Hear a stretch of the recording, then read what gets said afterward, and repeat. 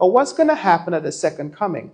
So we see that those who died in Christ, the dead in Christ, will rise first. So technically, if we have dead in Christ, it means that we also have lost.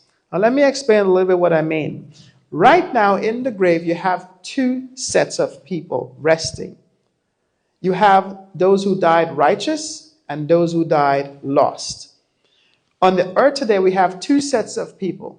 You have those who will be found righteous and those who will be found lost. Remember, we talked about there's only two choices, the choices of worship. Who will you worship? Will you worship God or will you worship the devil? So there's only two choices. So you have righteous living and you have wicked living.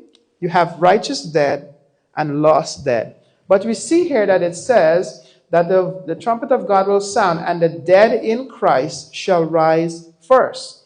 Then it also says that if it says the dead in Christ shall rise first, then what happens to those who did not die in Christ?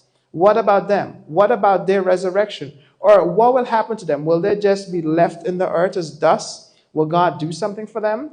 It says now, then we which are alive and remain shall be caught up together with them in the clouds to meet the Lord in the air, and so shall we ever be with the Lord.